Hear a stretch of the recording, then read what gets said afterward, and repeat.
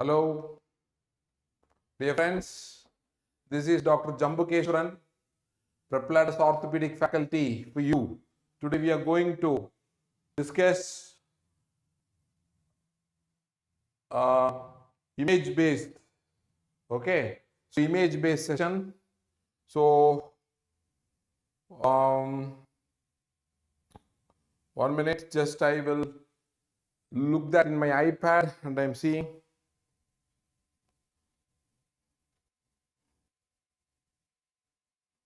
Yes, so the live chat I had opened, just give your comments please. Am I audible and visible clearly? Hello, 1 or 2 thumbs up signs. Yes, okay. Sultana, good evening sir. Marwad Insights and Srini. Okay, that means fine. So we'll go ahead. Dear guys, this is an image based session. I am going to show you all important images in orthopedics in a very short span of time. Say 1 hour or 1.5 hours, we'll try to finish. Focus your attention, right? I won't be discussing much theory, just will show you the images and the diagnosis, how to diagnose that. Okay, so very good. So excellent.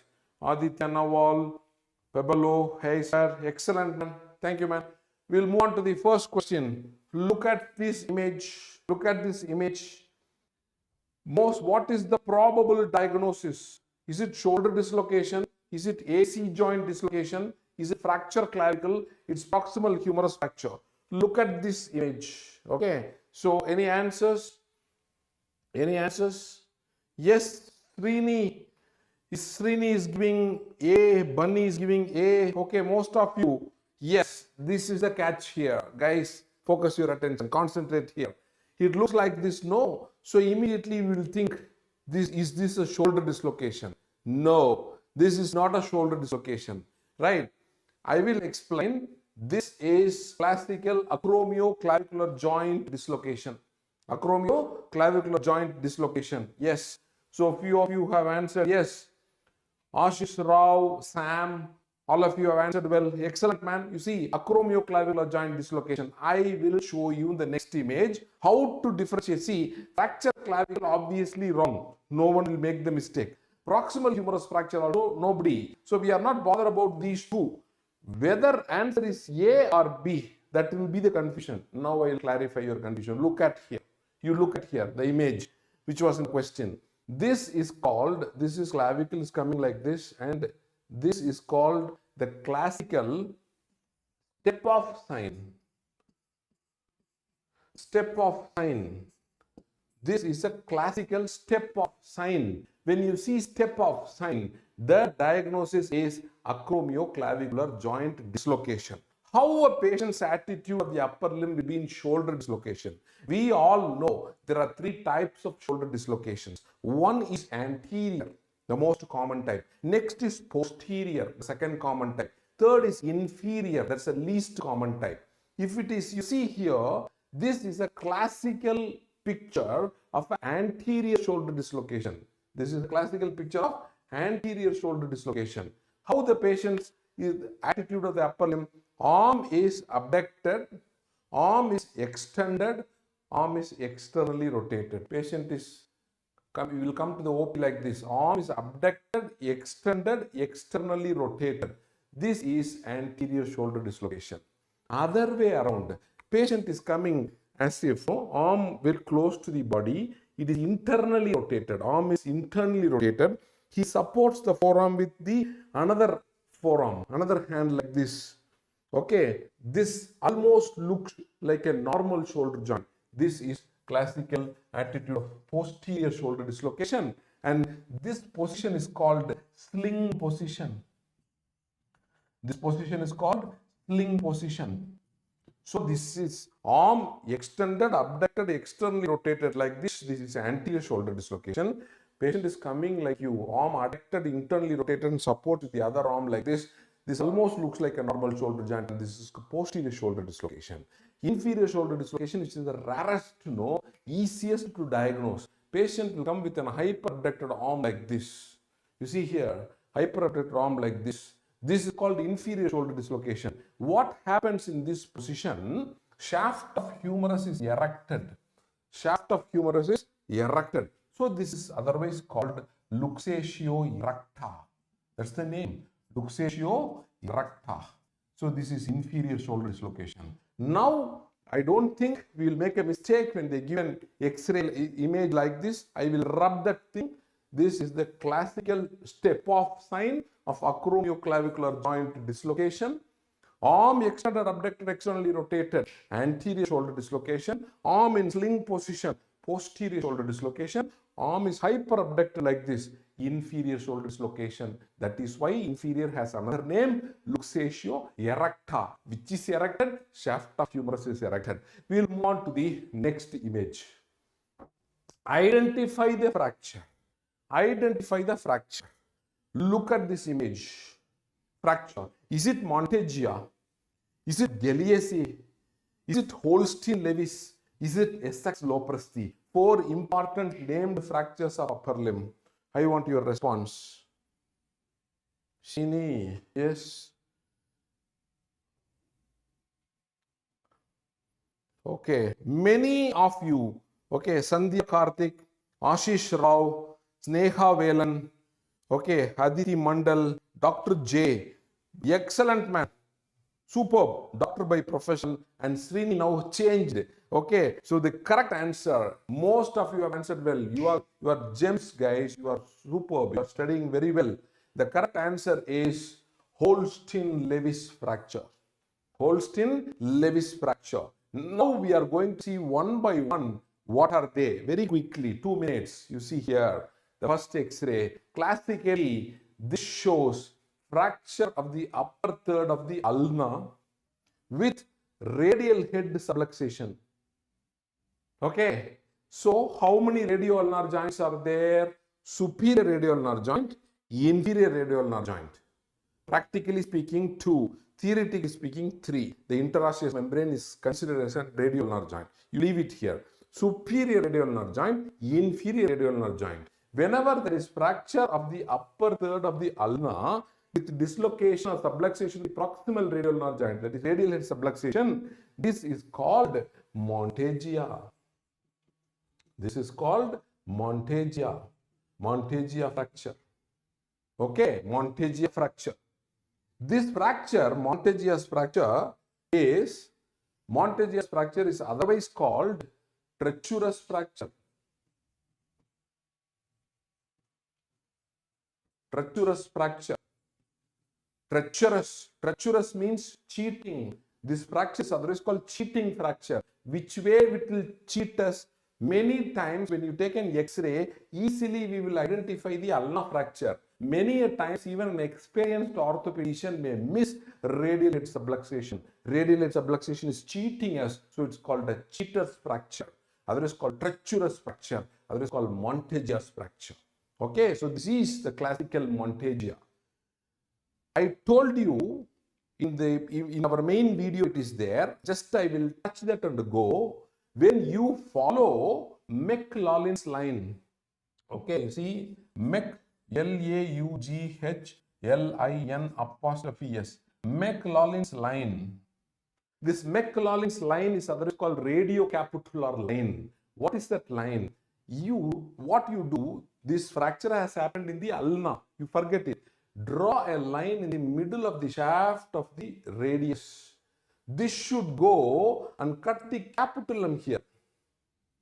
This should go and cut the capitulum. Capitulum is a part of humerus. So this line should go and cut the capitulum. When it goes and cuts the capitulum, it says radial head is in original position. You see what happened here? Capitulum is somewhere here. The radiocapitular line is not cutting the capitulum. It's going above the capitulum. So this says very confidently radial head has subluxated. So when you follow McLaughlin's line, this Monteggia fracture, no more can cheat us. Okay, so far unasked question in any of our Indian entrance, dear friends, McLaughlin's line is very important in diagnosis of Monteggia. Okay, so never forget this McLaughlin's line. Okay, Monteggia is over. Now coming to the second thing, Galeazzi's fracture. Scoliosis fracture is otherwise called Piedmont fracture, otherwise called fracture of necessity, because once scoliosis has happened, 100% surgery is necessary. So it is called, otherwise called fracture of necessity. So what are the three synonyms? Scoliosis, Piedmont, fracture of necessity. All are one and the same. What is the fracture? Look at this X-ray. Fracture distal third of the radius, shaft of the radius. Distal third, fracture distal third shaft of the radius, along with distal radial joint subluxation. This is called the classical scoliosis.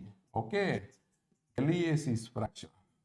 Okay, so it is fracture distal third radius with distal radial joint subluxation. What is the classical one extra point? See, I want to show the image and go, but my thing is not allowing me. Some points that comes to my mind and I feel that's important, I want to convey to my students. That's why I'm little bit theory I'm adding. You see, scoliosis fracture, what is the classical clinical sign of scoliosis fracture? You see what has happened, dear guys. What has happened? The distal radial nerve joint is gone, damaged. Radius fracture is there, distal radial nerve joint is damaged. So what happens? No, the ulnar styloid stands out prominent. Ulnar styloid stands out prominent. When you press the ulnar styloid, this will go down. When you release, it will come up. When you press it, go down. When you release, it will come up. Like a keyboard key, like a piano key. So this is called piano key sign. The classical clinical sign in scoliosis fracture is called piano key sign. So far unasked in any of the Indian entrance, piano key sign is diagnostic of scoliosis fracture. Diagnosis of scoliosis fracture. Coming to our question, this is the classical X-ray of Holstein-Lewis fracture. Okay, this is the classical X-ray of Holstein-Lewis fracture. What is this Holstein-Lewis fracture? You see, distal third, see, Holstein-Lewis fracture should satisfy three criteria, dear friends. Don't superficially have that distal third humerus fracture is Holstein. No. Please focus the fullest attention on me. Holstein-Lewis fracture, distal third humeral fracture, point number 1. And the fracture pattern should be oblique. Should be like this. Not transverse. It should be oblique like this. It should be oblique like this. Okay. So, point number 3, with an entrapped radial nerve in between it. So, patient presenting with wrist drop. So, when it is called Holstein-Lewis fracture, fracture lower third humerus, which is oblique in pattern with an entrapped radial nerve, patient presenting with wrist drop. This is an orthopedic emergency. Immediately I have to open and decompress the nerve. Otherwise, permanent damage will happen. So, Holstein-Lewis fracture. Last but not the least, Essex-Lopresti fracture. So far, Holstein-Lewis asked question. Essex-Lopresti so far unasked. What is that? Essex-Lopresti. It is a combination of Monteggia and scoliosis, somewhat a mixture of Monteggia and scoliosis. You just focus your attention. What is Essex-Lopresti fracture? There is comminuted fracture of the radial head. Comminuted fracture of the radial head. Along with that, plus patient has distal radial nerve joint disruption. Patient is having comminuted fracture radial head, distal radial nerve joint is gone. So, radius and ulna is not in contact, freely mobile. What happened? This patient, proximal, there is comminuted fracture of the radial head. So, the small pieces will go away, will move away. So, overall, the length of the radius is decreased. Yes or no? Yes. Length, because the radial head is gone. So, the length of the radius is decreased. Distal radial nerve joint is not holding the radius and ulna. So, whenever the patient moves, flexes his forearm, radius will move upwards. When he extends, it will come down. Flex, it will go up. Patient will say that I personally feel pain in the elbow, pain in the wrist. Whenever I flex and extend, I feel my bone is moving up and down. That's called proximal migration of radius, diagnostic of Essex-Lopresti. So we have covered the important named fractures in upper limb: Holstein-Lewis, Monteggia, scoliosis, Essex-Lopresti. Unasked question is Essex-Lopresti. We move on to the next image. Another very great question frequently repeated question, always expected question, not a radiological sign of supracondylar fracture. This is such a important fracture. Anytime can expect question in our Indian entrance supracondylar, not a radiological sign of supracondylar fracture. Fat pad sign, teardrop sign, crescent sign, codfish sign. Answers please. Yes. Somsubdra Das, Dr. Kapsh, Aishwarya, many of you have answered it. Yes. Bunny, yes. Sarkar, okay. Superb, ma'am. Most of you have answered. See, I think this is a child's play for you. So you are all prepared and waiting for the entrance. My guys and girls, you are waiting for the entrance to give a bang, I believe. So most of you have answered it excellently. Not a radiological sign of supracondylar fracture is codfish vertebra. Is codfish vertebra. Okay. You see here. Now I will go one by one. You see here. This is a normal elbow X-ray. That is a normal elbow X-ray lateral view. I am able to see this is humerus. This is the capitulum. This is the olecranon. This is the radial head. Okay. This is a normal X-ray. This is a normal X-ray. Okay. Of elbow. This is a normal elbow. Look at the first thing. Look at the first thing. Are you just zoom your app and see? Are you not able to see a gaseous shadow here, gaseous shadow here? I will rub it. You just focus and see. Yes or no?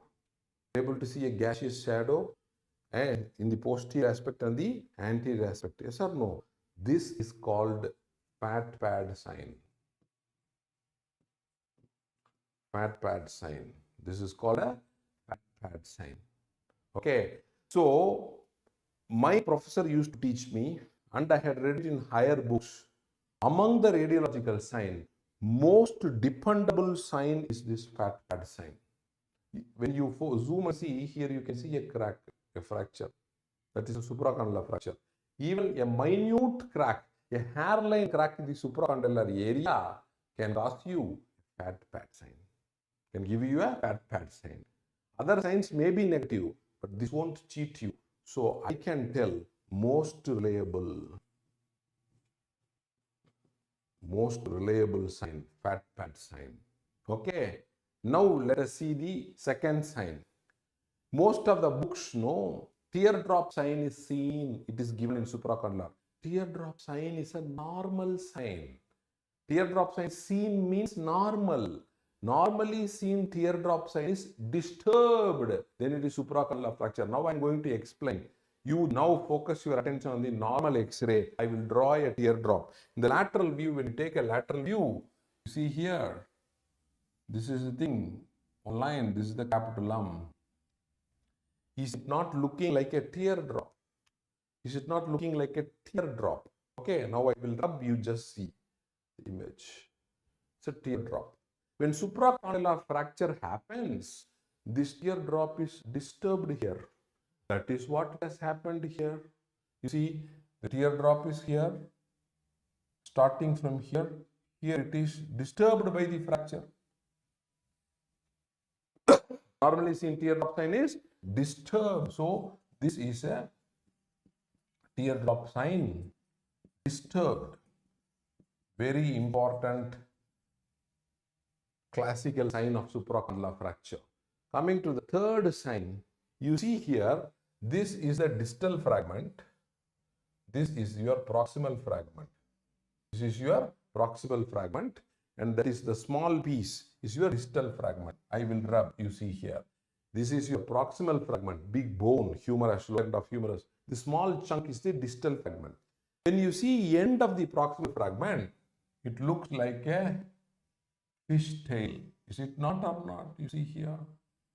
Is it not looking like a fish tail? And this is called the classical fish tail sign. Fish tail sign. The third sign. Last sign of supracondylar fracture. Again, you focus your attention on the normal thing. Okay.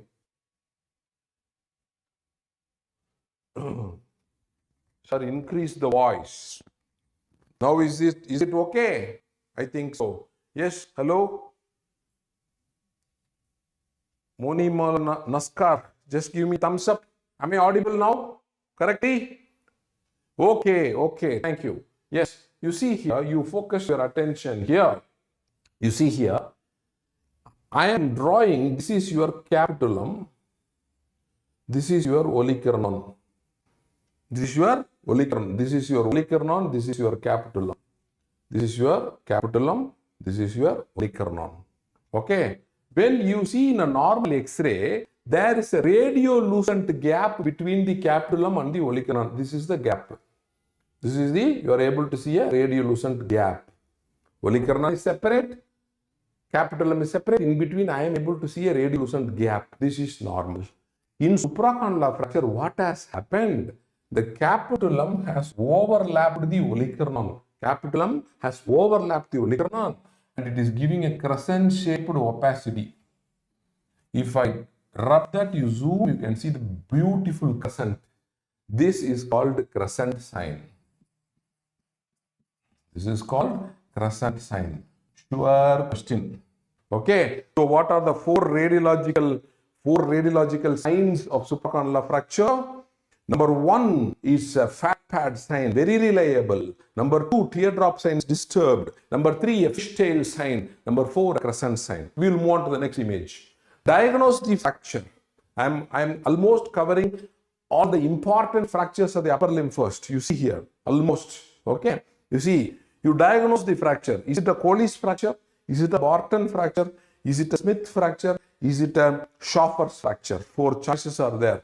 What are the answers? Hello. Yes, Bora, Karthik, Biswas. Crescent. Okay, excellent. Dinesh, Jatolia, Lahari. Oh, okay. Yes. Most of you have answered it correctly, man. Most of you have answered it correctly. The right answer is Colles fracture. Okay. So, by looking at an X-ray, how to diagnose Colles, Smith, Barton, Schaffer? I'll show you in the next image. You see here. This first fracture, I am seeing, this is AP view, this is lateral view. Okay. In AP view, I am seeing a fracture line here. In lateral view, the distal fragment is displaced dorsally. Displaced dorsally. Okay, now you see. And very importantly, this fracture is extra-articular. It is not going in, this is the joint. It is not going inside the joint. It's purely extra-articular. An extra-articular distal radial fracture with a dorsal displacement of the distal fragment is called Colles. Colles. That is why this fracture name is decided only by the distal fragment, where the distal fragment is. In our theory lecture, when you go and see our videos, I had given you a mnemonic called DILS. The distal fragment is dorsal tilt, dorsal displacement, I for impaction, L for lateral tilt, lateral displacement, S for supination. These are the 6 components of Colles. One tabular column will be there and explained beautifully. So this is the image base. You just see, I am seeing an extra-articular fracture. The distal fragment is displaced dorsally. That is called Colles. That is why the classical deformity of Colles is called dinner fork deformity. The classical deformity of Colles is called dinner fork. Other way around, an extra-articular fracture, the distal fragment is displaced ventrally. Distal is displaced ventrally, like this. When you see here, I am seeing it's a pure extra-articular fracture. The distal fragment is displaced ventrally. This is called Smith fracture. That is why Smith fracture is otherwise called reverse Colles. It's otherwise called reverse Colles, Smith fracture. Okay, so reverse Colles fracture, Smith fracture. The classical deformity of Smith fracture is called Gordon spade deformity. Classical deformity of Colles is called dinner fork deformity. This is called Gordon spade deformity. Other way around, if the distal radial fracture is going inside the joint, so this is the joint line and fracture is crossing the joint, then this is called Barton. Then this is called Barton's. So, a distal radial fracture which is extra-articular can be Colles or Smith. A distal radial fracture which goes inside the joint is always called a Barton. Finally, the last fracture, when you see, I am able to see a distal radial fracture and it affects only the styloid process of the radius. The fracture is here. Okay, and it's involving only the styloid process. This is called radial styloid fracture. Radial styloid fracture, otherwise called Schaffer's fracture. Schaffer's fracture, because olden days drivers used, because self-starter was not invented, they used to go in front of the car, they used the handle, they should start the engine. Once the engine is started, the handle will give a backfire, exactly it hits the radial styloid. So this was called radial styloid fracture, otherwise called Schaffer's fracture. This was first invented or first described by the great physician Hutchinson. So this is otherwise called Hutchinson fracture. Hutchinson's fracture. Okay, so three names are there. So radial styloid fracture, otherwise called Schaffer, otherwise called Hutchinson, otherwise called backfire. All are one and the same. So we completed the important distal radial fracture. We will move on to the next image. Diagnose the type of hip dislocation by looking at attitude of the lower limb.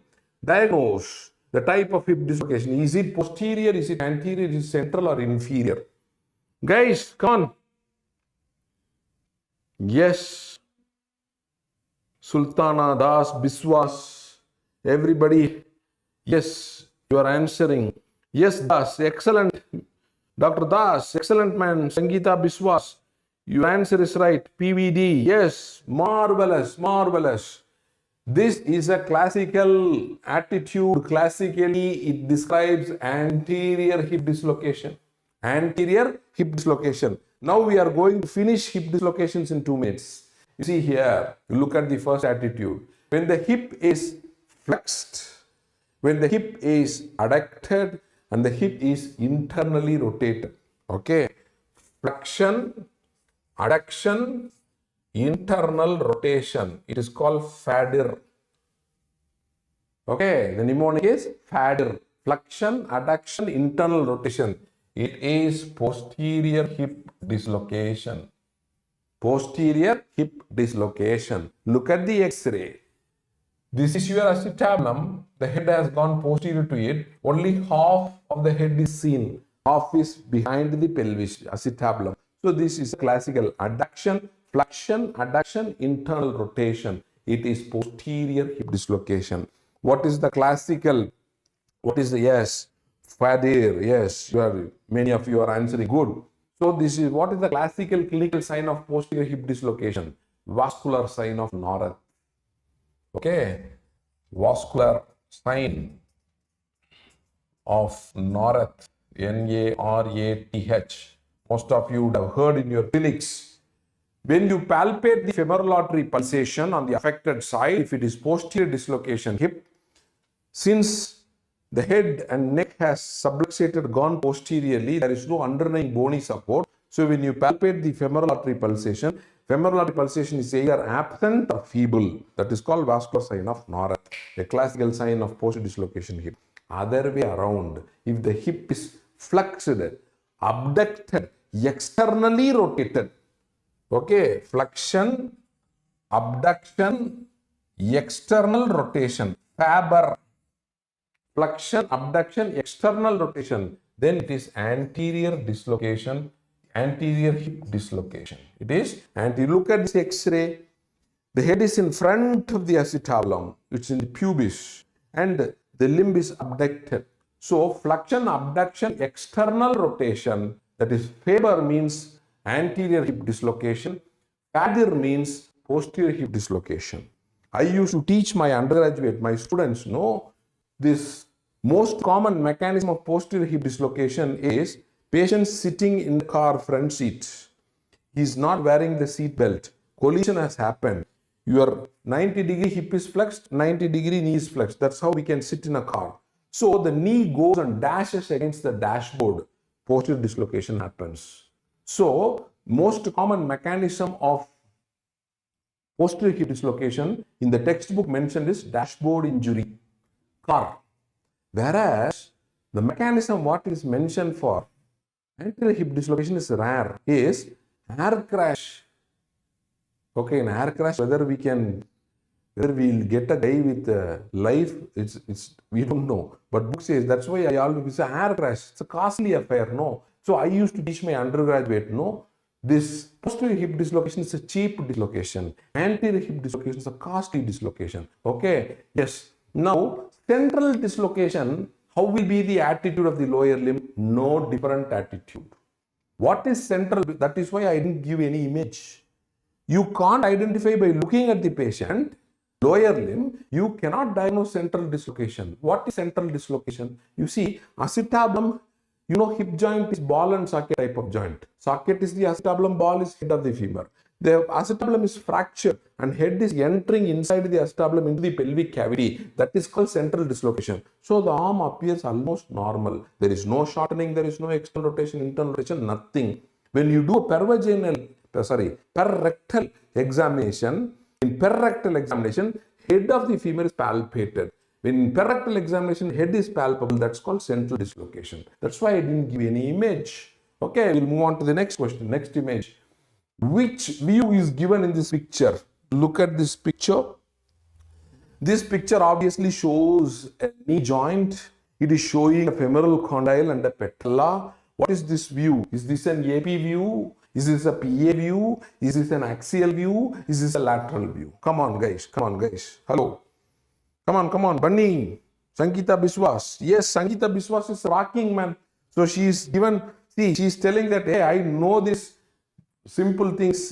See, I won't answer C. I will give another synonym for that, man. So she has answered it excellently as skyline view. Most of you have answered correctly. Superb, guys. Superb. Okay, I feel very happy. Most of you answered it correctly. Axial view. Axial view. See, I am able to see a fracture of the patella. This is the femoral condyle. This is your patella. When you do this view, you will never miss a problem in the patella. So now we are going to see, this is not PAAP, this is called axial. You see here how that is taken. You see, X-ray views for patella. Two superb views, two excellent views are available. One is called axial view. What is that? The knee is, see, the film, the cassette is kept here. Beam is passing from this side like this. Okay, like this. Okay. And knee is flexed to 45 degree. Knee is flexed to 45 degree. Okay. And the beam is passing like this from the sky. So this is called an axial view, otherwise called skyline view. The person who invented this view, merchant. Merchant is not an occupation, it is name of a person. So this is called merchant's view. Three synonyms are there. Axial view, skyline view, merchant's view. You can see the X-ray beautifully. This is a superb view when you suspect patellar fracture. When you take AP lateral, you may miss, man. So this is the view of choice. Another improvised form of this view, instead of flexing it to 45 degree, I am flexing it to 110 degree knee joint. And the beam is passing like this. Okay. So when you just take an X-ray, cassette is here. When you take an X-ray, you see here the patella is very close to the intercondylar notch. Here the intercondylar notch is also seen. How the patella looks like that? You just go to a seashore in the early morning, go to a seashore, a beach, seashore, just in the early morning, 6:20, wait and see what will come in the horizon. Slowly the sun will start rising like this. Is this patella not looking like a rising sun? So this is called sunrise view. This is called sunrise view. So far unasked. This axial view asked a question. Sunrise view they have not asked. When you flex the knee to 110 degree, you will get a view like this, sunrise view. Two superb views to diagnose patellar pathology. We'll move on to the next image. Yes, Nobi has already, Dr. J has Oh, many of you have answered, man. Lahari, wow, excellent. Diagnose the condition. Look at this X-ray. Diagnose the condition. Is it lateral dislocation patella? Is it fracture of the patella? Is it exostosis? Is it myositis ossificans? Yes, D. Becky, Gautam Raj, Aishwarya, Nobi, Srini. Oh, I think, okay, so you all are, hey, really you are answering like an orthopedician, man. I don't think you are an MBBS guys. What a knowledge. See, that's why I told you in the beginning, no, you're waiting for the entrance. When it will come, man, when it will come. Okay, that's the spirit. Congratulations, man. I feel very happy about my students. Most of you have answered it correctly. It is lateral dislocation of the patella. See, I'm able to see here, this is the head of the fibula. This is your tibia. Okay, fibula is overlapped. So this is lateral side. And the patella is seen here and dislocate going to the lateral side. So this is called a lateral dislocation of the patella. Exostosis, the picture will be different. Okay, exostosis means it should start in the metaphysis and a projected growth. A stalk is attached to the cortex like this. Exostosis will look like that. So this is a classical lateral dislocation of patella. In lateral dislocation of patella, other questions have been asked. Commonest cause for lateral dislocation patella is tight lateral structures. Asked question, NEET question, tight lateral structure. What is lateral structure means what? Iliotibial band. What condition that causes? Poliomyelitis can cause. Okay, repeated injections can cause. Tuberculosis can cause. All these tight lateral structures is the commonest cause for lateral dislocation, recurrent dislocation of the patella to the lateral side. Recurrent dislocation of patella to the lateral side. Recurrent dislocation. The next common cause is patella alta, abnormally high-lying patella. The third cause is patella baya. See, this is the correct pronunciation, man.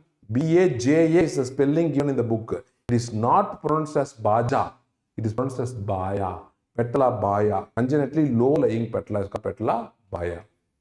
Then genu recurvatum is caused. Genu valgum is a very common cause. Rickets babies, scurvy babies, when they have an excessive genu valgum, highly predisposed to recurrent dislocation of patella to the lateral side. All these questions have been asked.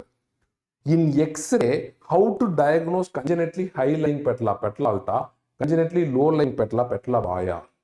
Two important technical terms are there. So far in Indian entrance, they have not asked.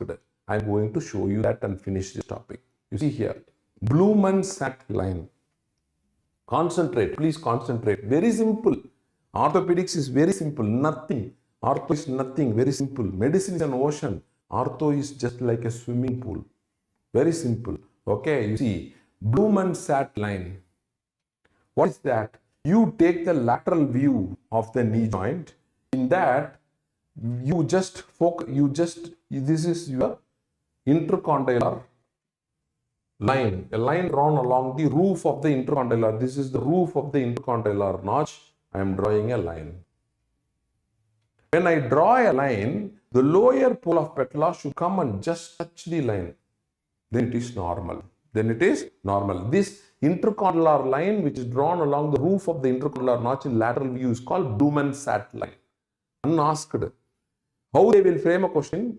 Blumen-Satt line is diagnostic of patella alta, patella baya, lateral dislocation of the patella, recurrent dislocation of the patella. Okay, so lower pole of patella should just come and touch the line. Okay, if you see in this picture, there is a big gap, more than 10 millimeter between the lower end of the patella and this line. So this is congenitally abnormally high-lying patella. So this is patella alta. Patella alta. ALTA, patella alta. Okay. Here, when you see here, I am drawing along the intercondylar notch a line like this, and the lower pole of patella is very much below this line. Very much below this line. You zoom and see. So this is patella baya. Spelling is B-A-J-A, pronunciation is baya, patella baya. So Blumen-Satt line. Something tells my mind this may be the futuristic MCQ. Once you know this point, second point is insol-solvity ratio. Insol-solvity ratio. Insol-solvity ratio. Insol-solvity ratio. Okay. Yes. Insol-solvity ratio. You see, It is the ratio of length of the patellar tendon to maximum length of patella. See, I am drawing, this is length of the patella and this is length of the patellar tendon. Okay. So when you have the ratio between length of the patella and length of the patellar tendon, normal ratio is 0.8 to 1.2. When the ratio is less than 0.8, it's called patella baya. When it's more than 1.2, it's called patella alta. So, no need to remember these values. What I am telling you is, remember two words. See, English please. Vyas have commented because these words looks very different. No, but Vyas, just remember two words. Blumen-Sat line insol-solvity ratio is diagnostic of recurrent dislocation patella due to either patella alta or patella baya. That completes this MCQ. We'll move on to the next image. Okay, next image. Diagnose the fracture. Look at this fracture. Diagnose the fracture. Is it Potts fracture? Named fractures of lower limb. Is it cotton fracture? Is it Masonovi fracture? Is it pylon or plafond fracture? Okay, answer please. Hello, guys. Look at this. Give me the answer. What is this fracture? Dr. Light is saying Gautam Raj. Gautam Raj has given the right answer. Yes, Saurav has given the right answer. Das have given the right answer. Marvelous. Let us see. Diagnose the fracture. I am able to see a comminuted fracture in the lower end of the tibia where it articulates with the talar bone. Lowermost portion of tibia with the talar bone. This is classically called a pylon fracture, otherwise called tibial plafond fracture. So far unasked. These two questions asked several times. These two are waiting for you. Let us see what are the four fractures that are possible around ankle joint. You see here, Potts fracture is nothing but medial malleolar fracture plus lateral malleolar fracture. Okay, so Potts fracture is otherwise called bimalleolar fracture. Bimalleolar fracture. Okay, see, medial malleolus is gone, lateral malleolus is gone. See, here I have to, yes. Okay, so I have to clarify one thing, dear guys. Probably you may be knowing this point, but it's my duty to tell it again, reinforce it again. See, this is fibula. This particular portion alone we are calling lateral malleoli. What is the criteria to say lateral malleoli? I'll tell you a very simple thing. Distal most 5 centimeters.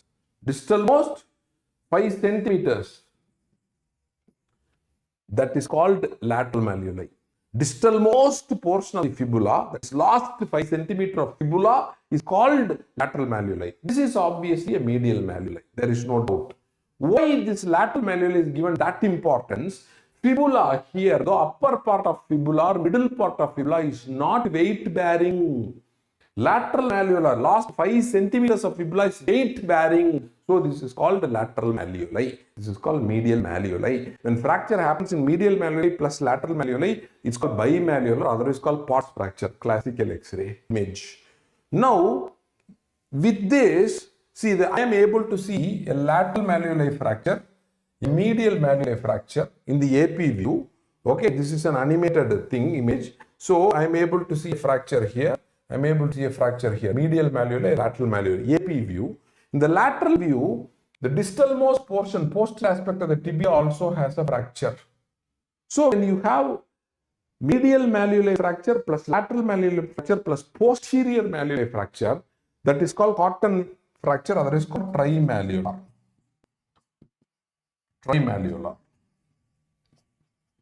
Trimalleolar fracture. Okay, so bimalleolar part, trimalleolar cotton. Now coming to the confusing Masonovi. This is the correct description. Fix it in your mind. Masonovi fracture is a variant, very rare. You should have fracture of the proximal third of the fibula. You see here, fibula is fractured, where uppermost portion, proximal third, upper third of fibula fracture, plus either you can have a medial malleolar fracture. Here I am able to see a medial malleolar fracture. Either a medial malleolar fracture, or there is no medial malleolar fracture here, but distal tibiofibular, okay, joint disruption is there. Distal tibiofibular joint disruption is there. So that I am able to see a gap between this medial malleoli, and this is the talus. This is the talus. So this is the medial malleoli. I am able to see a big gap here. Here I am not able to see any gap, but here I am able to see a big gap. So that indicates that distal tibiofibular joint has gone. So what is this Masonovi? Please focus your full attention, because either way they can frame a question. Proximal, otherwise upper third fibular fracture with medial malleolar fracture is also called Masonovi. Upper third fibular fracture without medial malleolar fracture, but there is distal tibiofibular joint ligament injury is also called Masonovi. So fix this image in your mind. When an image comes like this, they are asking for a Masonovi's fracture. Masonovi's fracture. Okay. Yes. Coming to the next last fracture, this is called tibial plafond fracture. Other is called pylon fracture. What is that? Jumping from a height. What are the injuries that are possible? This is axial loading, no? Whole weight of the tibia. It is going and compressing against the talus. The tibia, lowermost portion of tibia will undergo comminuted fracture. This is called pylon fracture, or this is called tibial plafond fracture. So fall from height. Don't forget, axial loading. Pylon fracture or plafond fracture can happen. Patellar neck fracture can happen. That's called aviator's fracture. Patellar neck fracture is called aviator's fracture. That can happen. Calcaneal fracture can happen. And commonly all these axial loading fractures are associated with lumbar body fractures. Body of the lumbar spine fracture. Okay. So fall from height. What are the fractures that are possible? Lumbar spine body fracture. Lumbar body. Okay. Lumbar spine fracture. Calcaneal fracture. Neck of talus fracture is called aviator's fracture. A tibial pylon, other is called plafond fracture. Okay. We'll move on to the next image. The last fracture, that is the foot. Look at this image. I think you are able to see a fracture line here. Is it a Jones fracture? Is it a pseudo-Jones fracture? Is it a March fracture? Is it a Lisfranc fracture? Please. Hello? Yes. Yes. Okay. This is a very tricky question, dear guys. Okay. This is a very tricky question. I told you, medicine is an ocean, orthopedics is a swimming pool.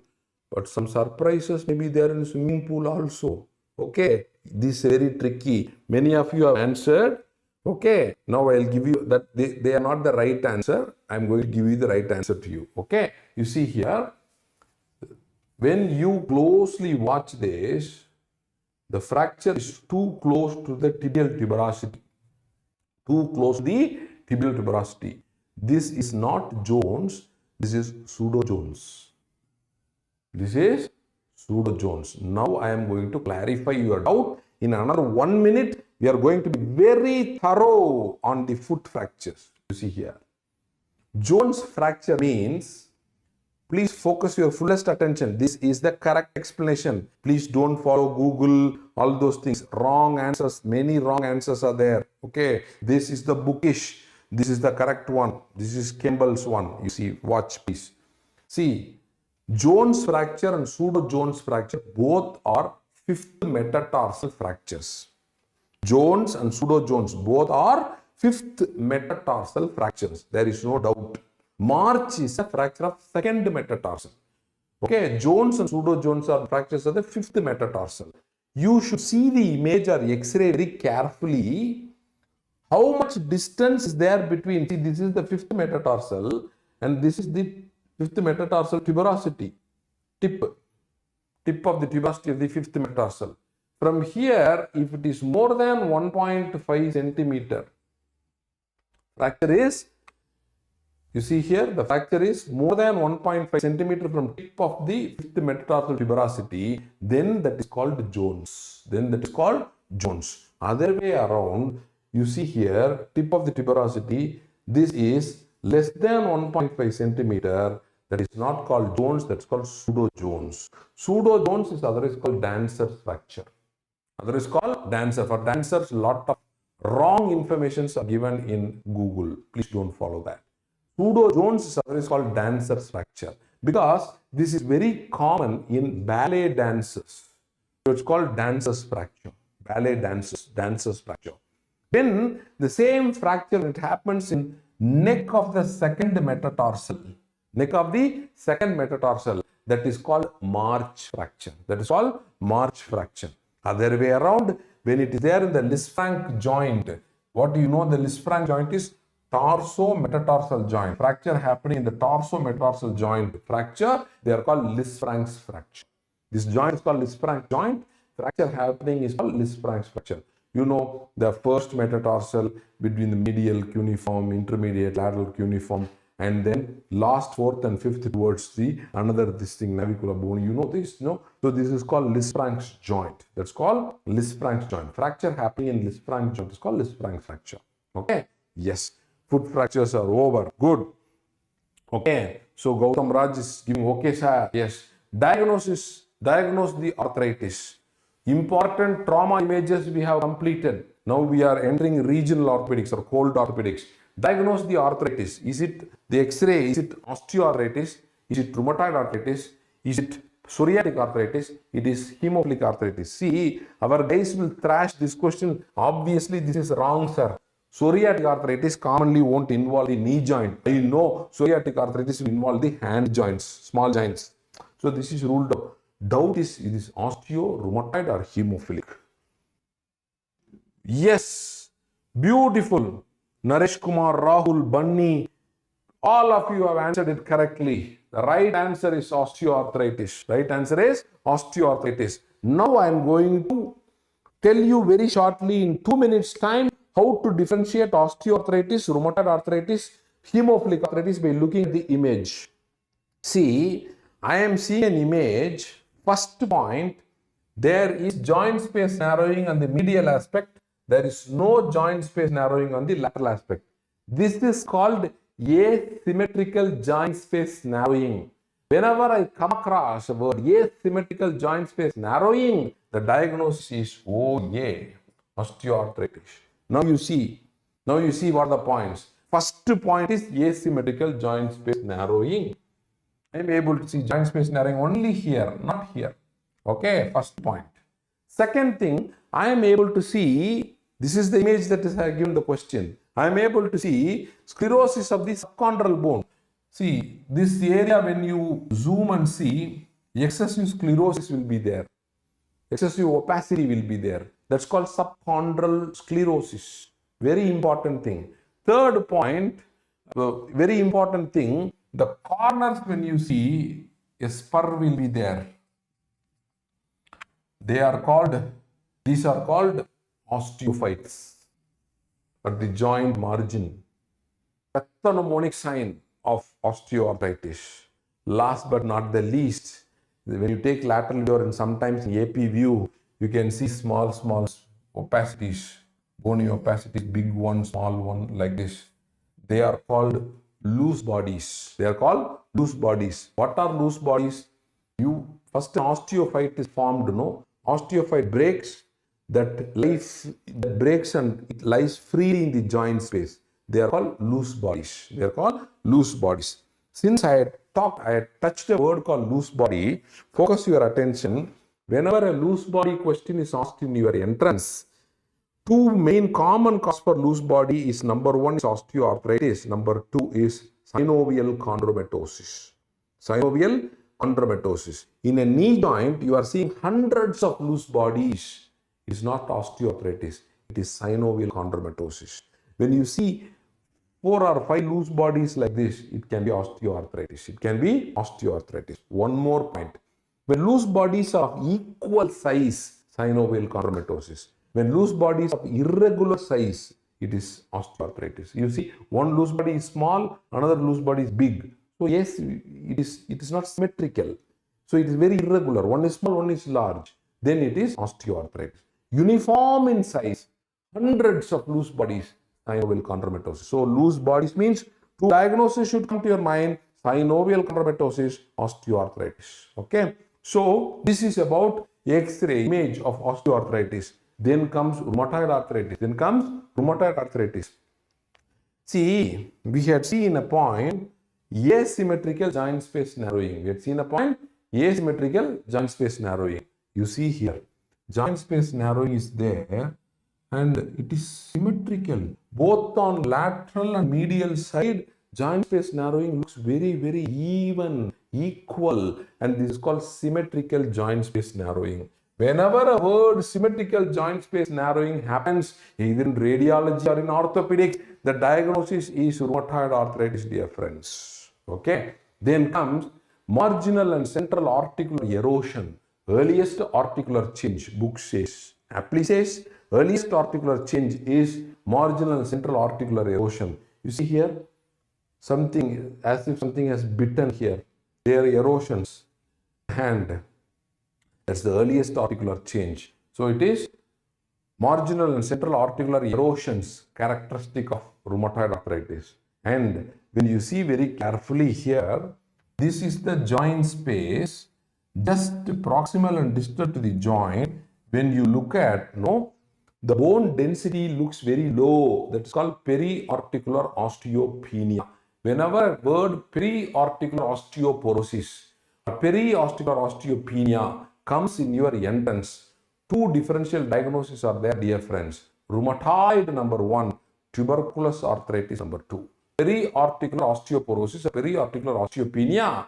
Don't forget rheumatoid arthritis and tuberculous arthritis. Okay. So now we learned just by you look at this X-ray, symmetrical joint space narrowing, rheumatoid, asymmetrical joint space narrowing, osteoarthritis. Coming to the last point, hemophilic arthritis. How to differentiate hemophilic arthritis? Okay. So yes, hemophilic arthritis. You look at this normal knee joint X-ray. This is the intercondylar notch. Okay, only this much size.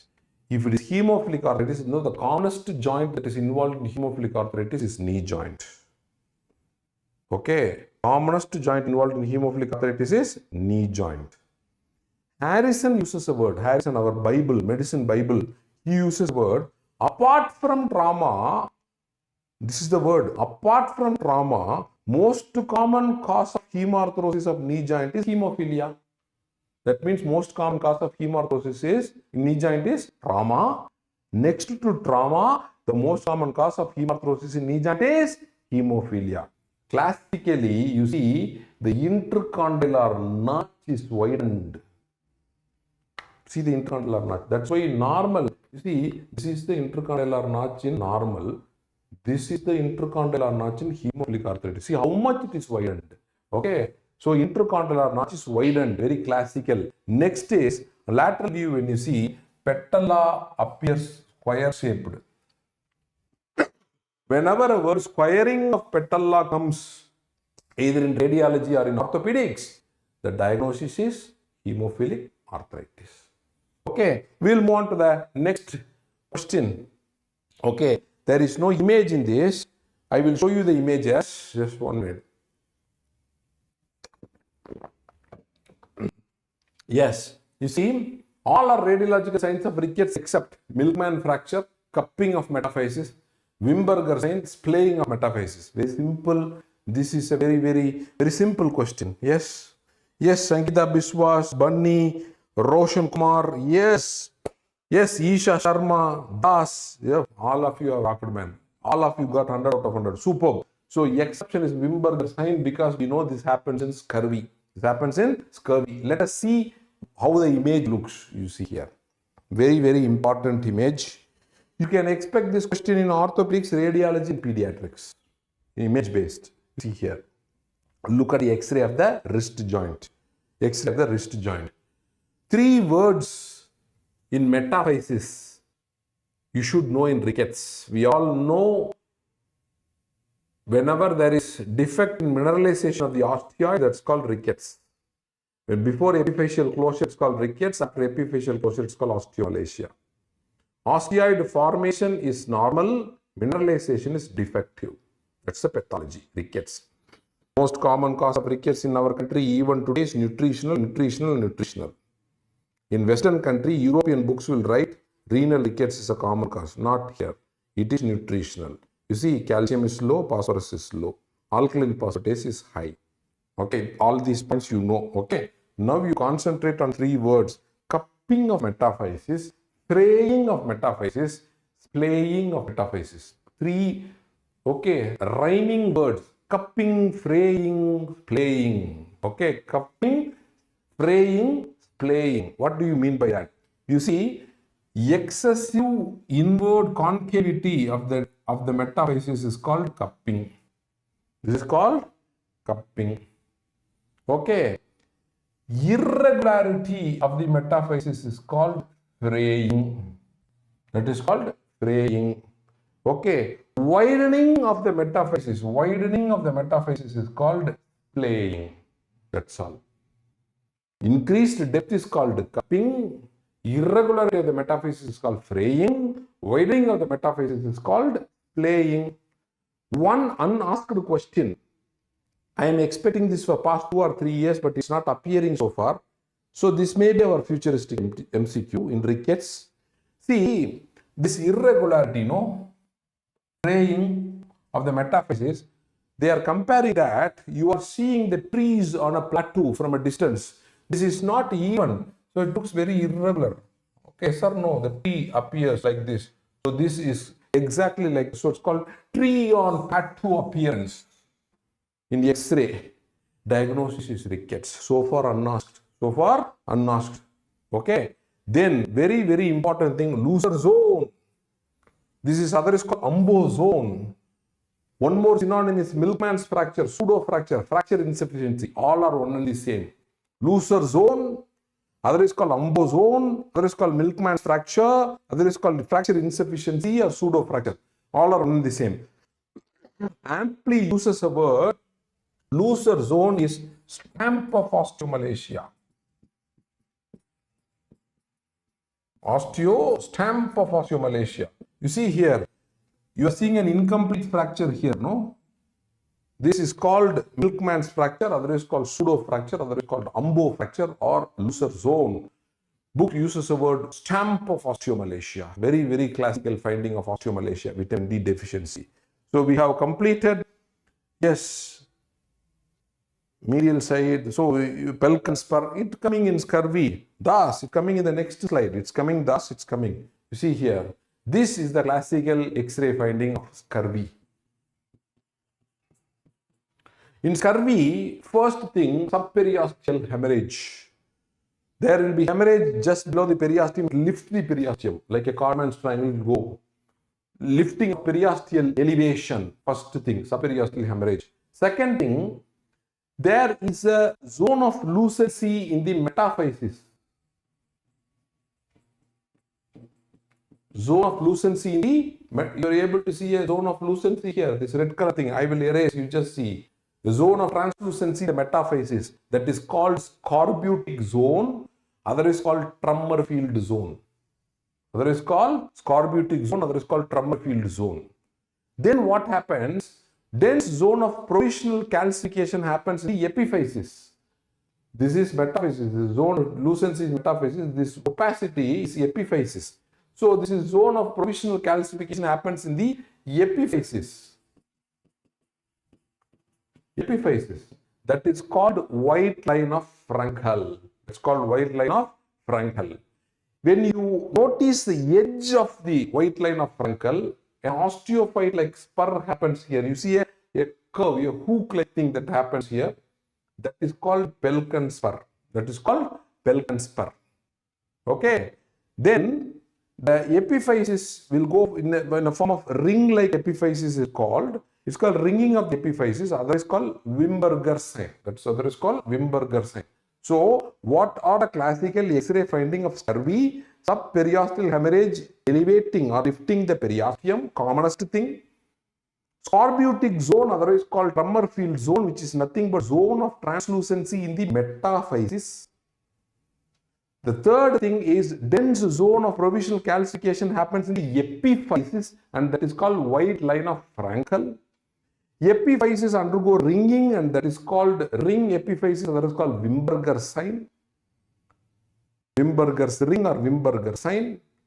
Edge of the provisional white line of Frankel, when you see the edge of the white line of Frankel will undergo a hook-like change, and that is called Pelton spur.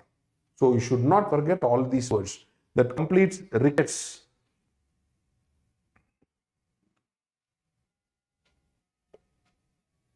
Yes, Ranjan Sahani has asked a very worth question. Sir, please tell which sign seen first in patient with rickets. Is it fraying or splaying?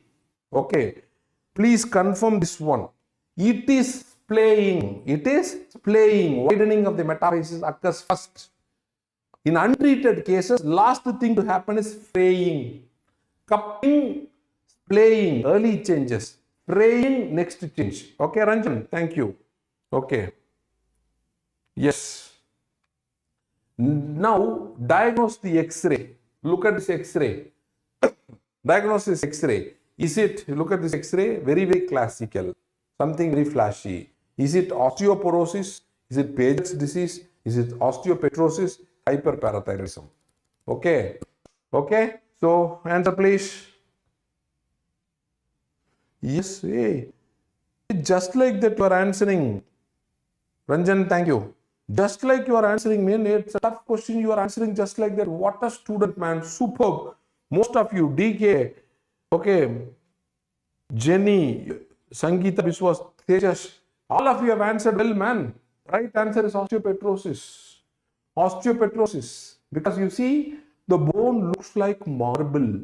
Bone looks like a white marble. So osteopetrosis is called marble bone disease. It's called marble bone disease. Okay, so superb, ma'am. So now osteopetrosis, what are the synonyms for osteopetrosis? Yeah, focus your attention. This I am telling from Robbins Pathology. Osteopetrosis is otherwise called marble bone disease. Otherwise called Albert-Schonberg disease. Otherwise called Albert-Schonberg's disease.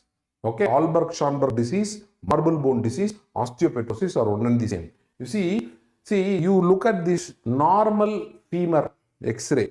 I am able to see cortex, I am able to see medulla. I am able to see separately a thin cortex. In between I am able to see a medulla. Okay, this is normal. Here, everything from outer to inside, everything looks like a ground glass or looks like a white marble. So this is osteopetrosis, classical osteopetrosis X-ray. What are the other radiological signs you can expect in this topic? Not asked much so far. Okay, you see, classical sandwich vertebra. Classical sandwich vertebra. You see this vertebra. The edge, all the edges of the vertebra appears very sclerosed and opaque. Sandwich vertebra. This is due to diffuse end plate sclerosis with a sharp delineation between peripheral bony sclerosis, lucency of the central vertebral body. Here there is lucency, here there is opacity. Okay, so this is like lucency in between, up and down, it is opacity. See guys, lucency in between, above and below by sclerosis, as if sandwiched two pieces of bread are sclerosed. In between, the stuff is loosened.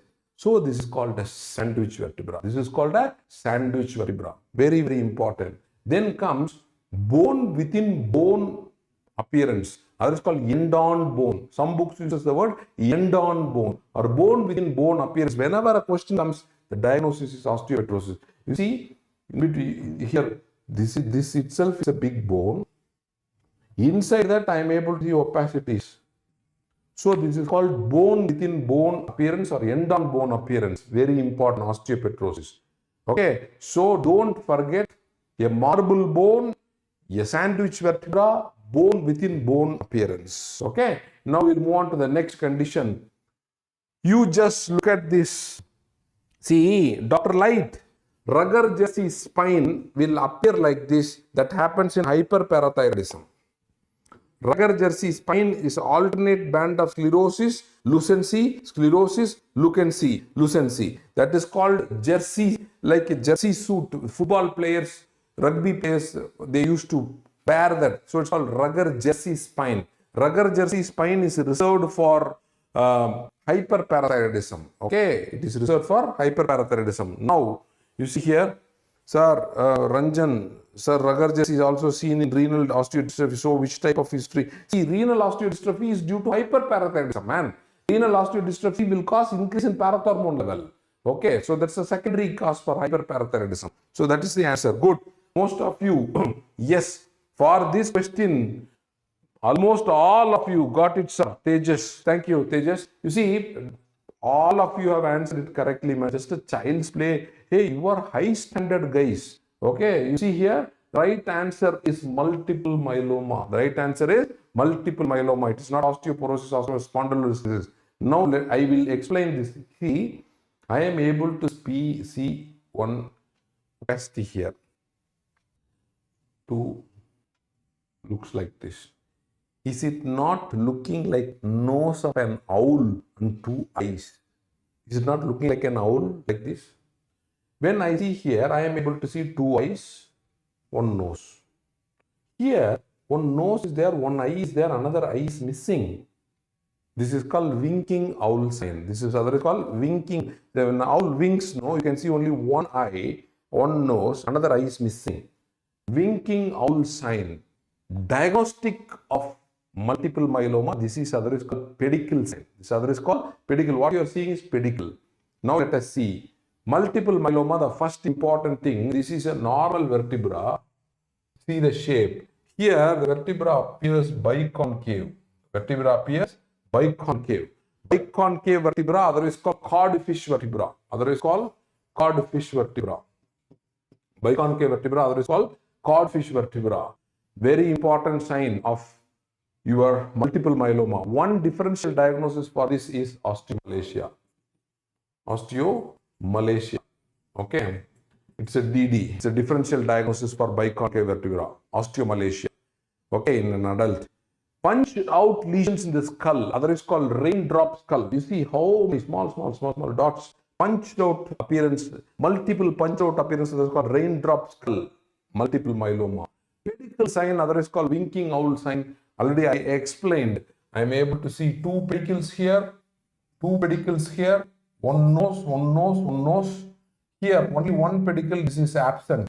So exactly looking like a winking owl. So it's called winking owl sign, otherwise called pedicle sign. Then, when you take an X-ray, this body of vertebra suddenly, for example, L3, L4 will be there, L5 may be missing. That's called vanishing vertebra, that's called disappearing vertebra. Because the body of vertebra has so much collapsed, you can't see that in the X-ray, in the lateral view. It's called a vanishing vertebra, disappearing vertebra, multiple myeloma. And guys, multiple myeloma, the diagnostic investigation of choice is serum electrophoresis. It is not Benz-Jones protein. Benz-Jones protein is positive only in 60% cases, 40% can be false negative. So, the most reliable investigation for multiple myeloma is serum electrophoresis showing M spiking. Okay, we'll move on to the next, MCQ. Diagnose the condition. Is it osteochondroma? Is it chondroblastoma? Is it chondromyxoid fibroma? Is it enchondroma? Diagnose the condition. Okay. Yes. Classical X-ray. Hello. Guys, come on. Give a try.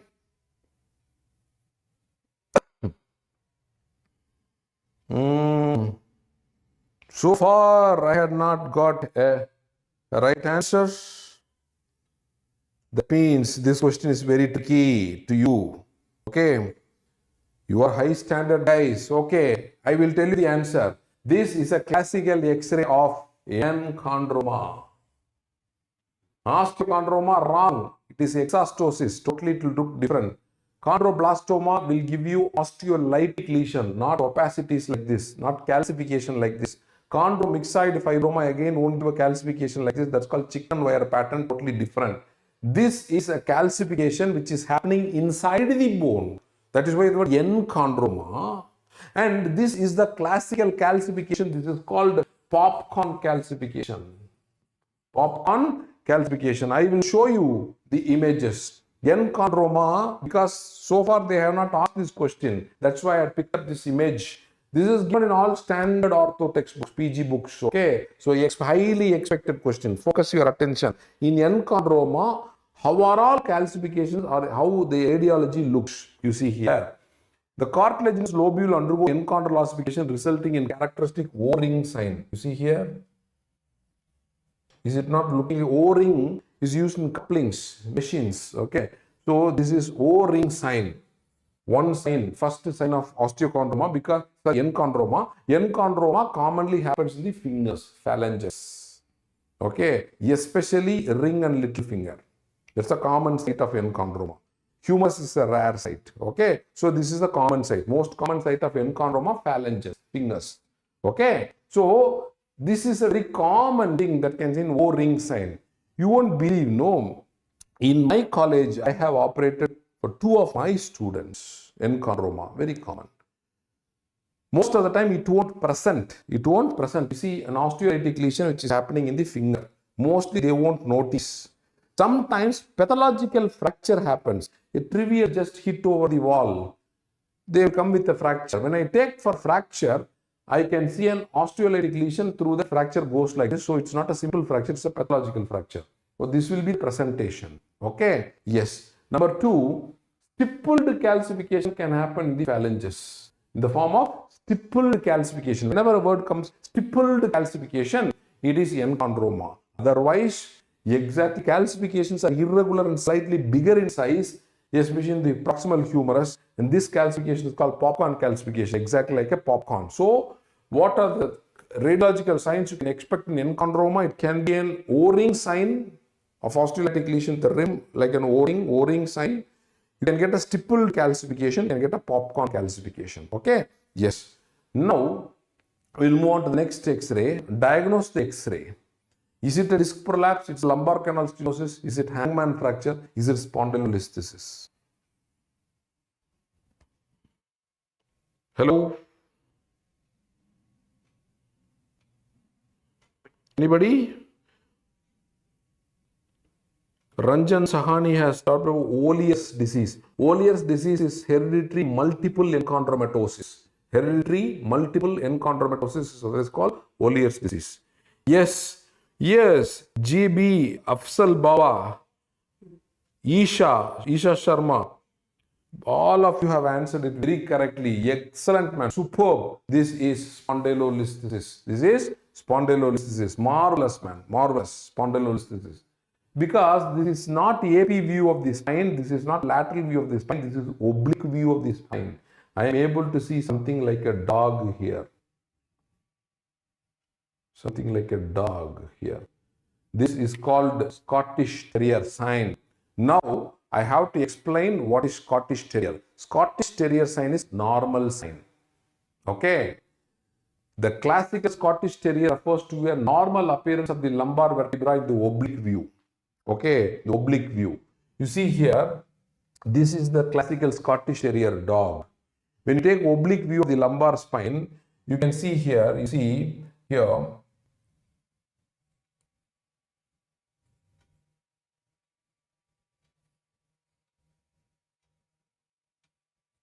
exactly like a Scottish, and the pedicle appears like an eye.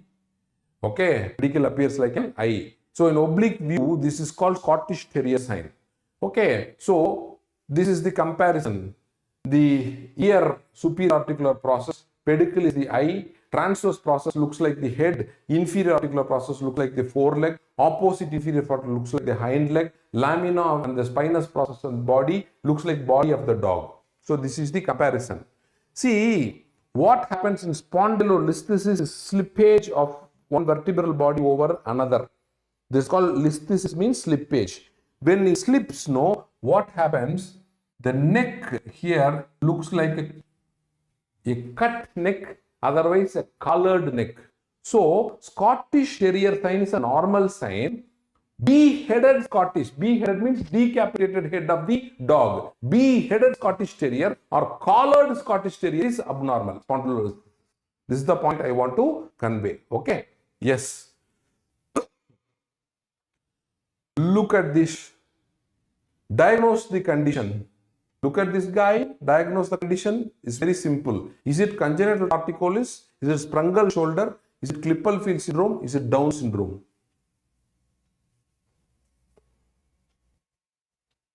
Yes, Gautam Rajesh. Yes. Yes. Sangeeta Biswas. Srini. Okay. Bunny. Somsudra Das. All of you have answered it excellently, man. This is a classical congenital torticollis. Classical congenital torticollis. Obviously, it's not Down syndrome. You can see hypertelorism. The eyes looks different. Okay, so Down syndrome, the look itself is different. So obviously, there is no confusion. So you don't know whether it's sprungal shoulder or congenital torticollis. This is a classical congenital torticollis. This appearance is called cock-robin appearance. I'm going to show you. Congenital torticollis is appearance is so far unasked.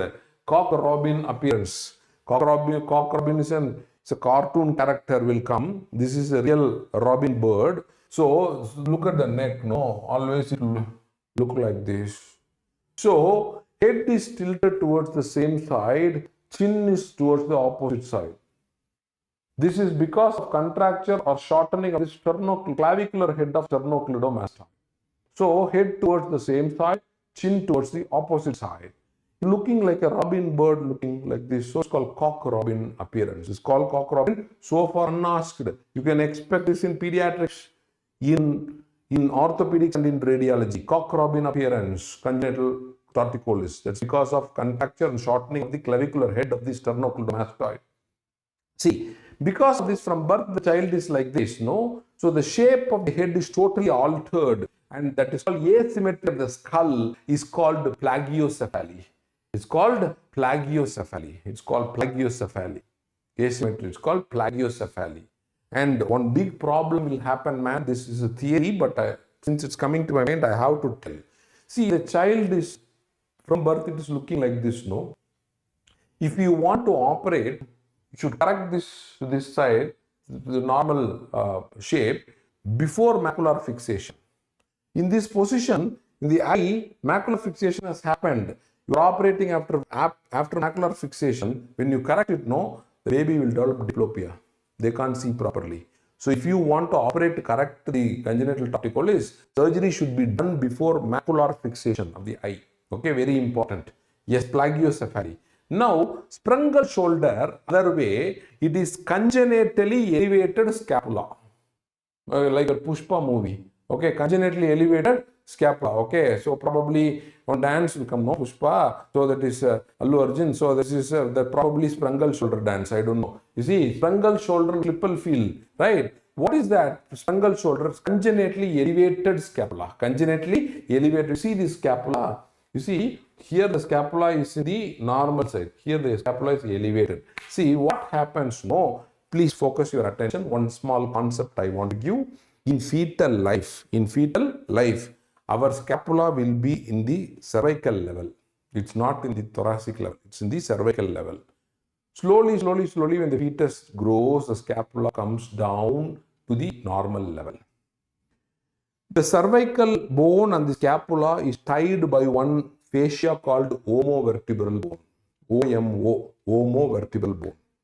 The omovertebral bone, when the fetus goes, usually that becomes rudimentary, that will disappear, so that scapula will descend to the normal level. In some children, on one side, the omovertebral bone will be persistent, so it won't allow the scapula to descend to the thoracic level, so it will be at higher level. So the child is born with a congenitally elevated scapula that is called sprungal shoulder. Very important. Asked question, sprungal shoulder. Sprungal shoulder, the commonest association is Klippel-Feil syndrome. That is why most of the textbook, sprungal shoulder and Klippel-Feil syndrome given together. 99% sprungal shoulder is associated with Klippel-Feil syndrome. What do you mean by clipal field syndrome? We have C1, 2, 3, 4, 5, 6, 7, 7 different vertebrae, distinct, separate vertebrae. In clipal field syndrome, all the cervical vertebrae fused to one unit. You see here, this is one vertebra, two separate vertebrae, third, fourth, fifth, sixth, everything joined together, one block. This is called clipal field. Congenital fusion of cervical vertebra is called clipal field syndrome. Congenital fusion of cervical vertebra is called clipal field syndrome. In clipal field syndrome, so far unasked question in radiology as well as orthopedics. When you see this thing, here the vertebra is broad. Okay, this place it becomes narrow and again it is becoming broader. Is it not looking like a wasp's waist? Is it not looking like a wasp waist? So this is called wasp waist sign. Whenever you come across the word wasp waist sign in radiology or in orthopedics, okay, it is clipal field syndrome, congenitally fused cervical vertebra. Shall we move to the next image? Yes. Diagnosed image, a 10-year-old child presents with fever for 2 weeks. Hey, by the time, just I will have some mango drink.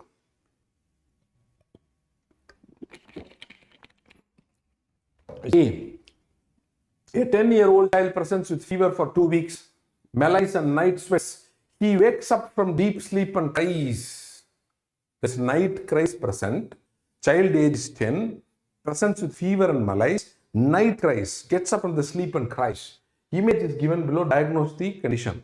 Is it osteoid-osteoma, osteogenic sarcoma, subacute osteomyelitis, Ewing sarcoma? Look at this image and see. Be careful, this is a catchy question. Swimming pool with a surprise, a catchy question. Since the word night cries is there, most of you have answered yes, choice A. And many have given the right answer also. The right answer is subacute osteomyelitis. Subacute osteomyelitis. You see here, dear friends, I am able to see an osteolytic lesion in the uppermost portion of the tibia. I am able to see an osteolytic lesion in the uppermost portion of the tibia, an osteolytic lesion. The commonest cause, and this lesion, when I see very carefully, I am seeing an osteolytic lesion surrounded by a sclerotic rim. That is very important. Not only osteolytic lesion, a sclerotic rim. This is nothing but Brodie sepsis.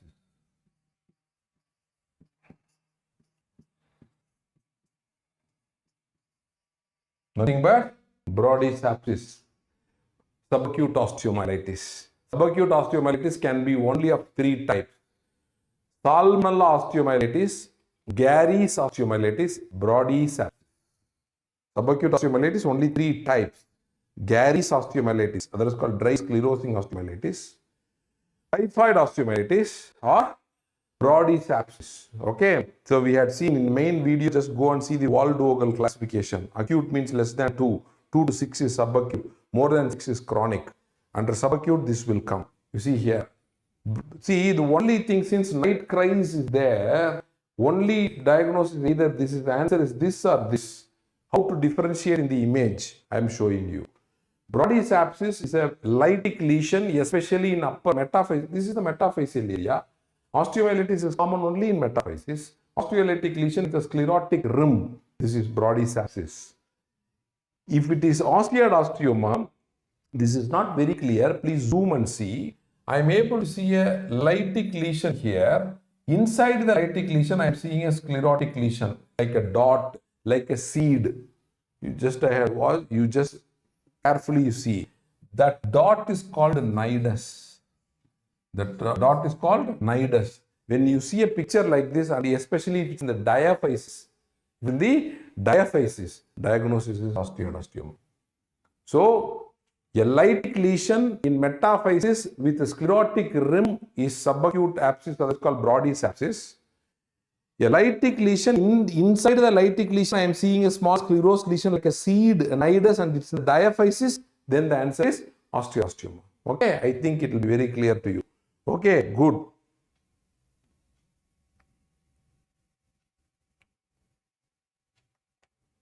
Yes. Identify the image.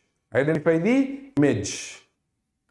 Look at this image. Is this a Thomas splint? Commonly repeated and many times in NEET. Okay, Thomas splint, cock-up splint, gallows splint, Milwaukee brace. Just you should look at that. What is that? Yes, superb. Yes, Punit Sharma, Raghav, everybody have answered correctly. The right answer is Thomas splint. Now we are going to see important splints. Thomas splint. This is to immobilize the lower limb. For example, I have sustained a fracture shaft of femur. Best way to transport the patient from the ambulance to the hospital is put a Thomas splint, then you transport. Because shaft of femur, if it is not immobilized from the injury spot, the dreaded complication is fat embolism that will kill the patient. So Thomas splint. Gallows splint is for shaft of femur in a child like this. This is called gallows splint. Bayesian diagram. Okay. Yes. Then, yes. Cock-up splint is of two types. It can be like this, static, or with a spring, dynamic. Cock-up splint is for wrist drop. Wrist drop. Okay. Then Milwaukee's brace. This is the classical Milwaukee's brace. Milwaukee's brace is to correct scoliosis. You know these 2 points, it's enough. Scoliosis, Milwaukee brace. This is the classical Taylor's brace. This is for pot spine. This is for pot spine. I am telling it very sharply, simply. Milwaukee's brace is to correct scoliosis. Pot spine is used in treatment of, Taylor's brace is used in treatment of pot spine. Okay. Now we'll move on to the last MCQ of today's session, image-based. Identify the implant. Look at this implant. Is it Asian DCP? Is it locking plate? Is it Philos plate? Is it DHS?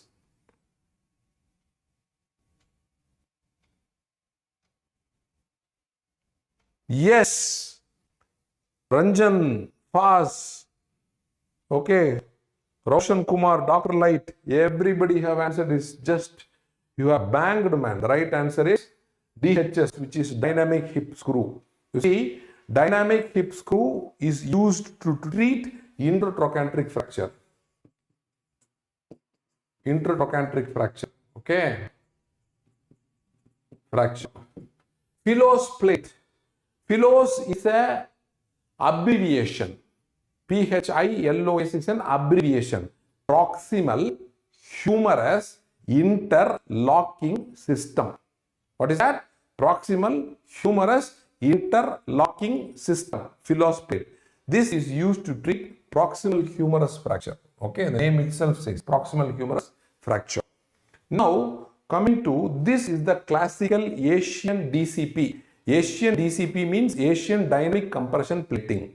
This is the plate of choice for radius, shaft of ulna fracture, forearm fracture, shaft of forearm fracture. Asian DCP is the gold standard. Why this is called Asian? This is a concept-based thing. Most of us we think Asian means it was invented in Asia, like something like that. No, it is designed for Asians. This plate, this size, this breadth, this length is designed for our race, Asians. Asian radius, Asian ulna. This won't suit for other race. That means there is something called European DCP, there is something called African DCP. So Asian DCP means designed for Asians. Shaft of radius, shaft of ulna fracture. Locking plates, you see here, see the difference between the hole. Okay, here you're able to see the holes like this. So that the screw will get plunged, it will go inside. Locking plates, no, the indication, only one point. I don't want to take like a PG level, very simple thing. Where you will use this plate, where you will use this plate. This plate I will use with a good bone. Good bone quality. Good bone quality. Locking plate I will use in osteoporotic bone. Osteoporotic bone, this is the plate of choice. This is the plate of choice. Okay. And guys, we have completed in 1 hour 50 minutes. some important images in ortho. All are expected questions. Definitely this will be useful for you guys. There is no doubt. I personally given advice to you 1 month back in YouTube, free YouTube session is there. My LRR Orthopedics is there. You combined this with that, it will be a complete preparation for you for your forthcoming NEET and FMGE. There is no doubt. Okay. So I love you, dear friends. I love you so much. And there is no doubt the way you are answering, no, it says that you are prepared and you are ready. Okay. A gun is fully loaded. Okay. So August 3rd is our exam. All the very best. All of you, all of us are going to bang and we are going to get seat of our choice. There's no doubt. Thank you so much, guys. Thank you so much.